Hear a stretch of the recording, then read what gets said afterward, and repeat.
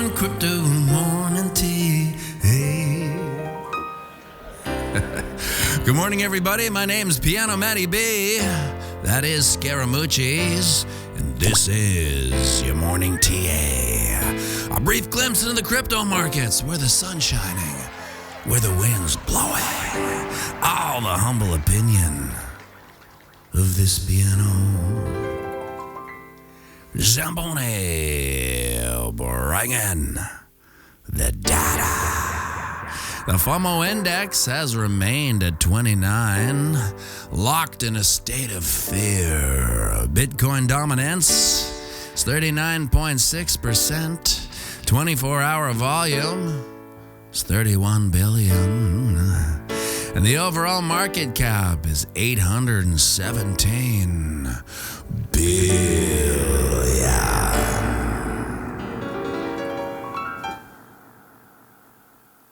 Give or take 100 million. Well, I told myself if price is at 16.8, I wouldn't make a video, as technical analysis needs movement to create probabilities, but we have had a little bit of movement, so it should have come as no surprise to anyone in this boutique community when Bitcoin price action had a wee pump. My heartbreakingly optimistic upside target would be to retest resistance at 17.1, and heavens to Murgatroyd if she didn't do just that. After wavering down and finding a bottom and a bounce at 16.6, price action got its big boy pants on and jumped up, breaking out our symmetrical triangle and peeking out at 17K before textbook bear market slap back rejection down to a time of production 16.8. Now, after spending the past couple days in a re-education camp with Jordan Peterson, well, I finally realized, is that a data alert? Yes, it is. It seems we've carved out a textbook cup and handle on this noisy little so-and-so, the 4-hour chart.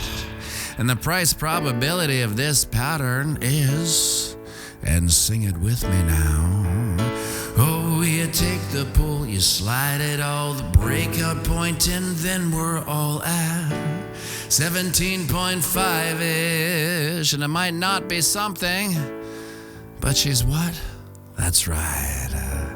She sure ain't nothing. Of course, our favorite MK Ultra, sex cult CIA financial operative, Sam Bankman-Fried, pleaded not guilty to the largest Ponzi scheme in histoire. And when asked about his ex-girlfriend Caroline and the alleged sex tape with Gary Gensler called "Oh, you know my dad?" SBF replied, "Is that another dad alert?" Yes, it is. I was wrong. The FTX Ponzi was not the largest Ponzi in histoire. It was the second largest. The fifth largest Ponzi was a guy named Scott Rothstein, former lawyer. Crooked lawyer? Well, I've never. Who Ponzi'd investors out of $1.2 billion and was sentenced to 50 years in prison. 1.2 billion, 50 years, these are important numbers.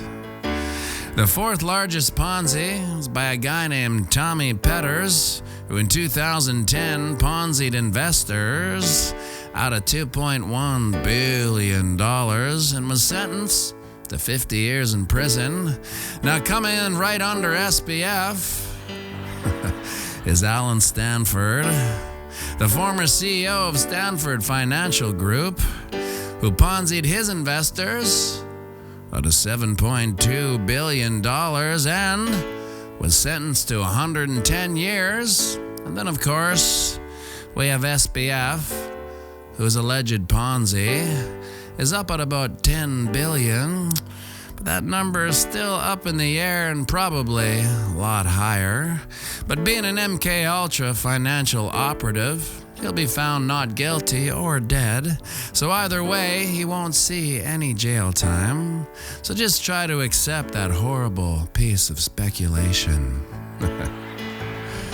In the grand poobah Ponzi's, yes, the goat himself is of course Bernie Madoff, who made off with over $65 billion under the nose of the SEC. I wonder how that happens. Was sentenced to 150 years in prison. Died a couple of years ago. So in case you were wondering where SBF fits into the list of the largest Ponzi's in history, well, now you know. And like I always say, I'm not a Bitcoin maxi. I'm a human minimalist. Yes, you see, get a bunch of people in charge of other people's money and, well, it's almost inevitable something shady happens. So that's why I put my fiat blood money into Bitcoin.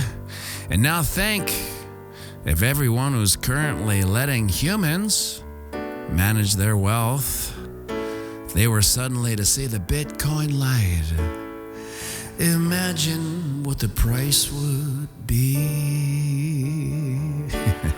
And remember, we're playing the same game as our psychopathic elected leads.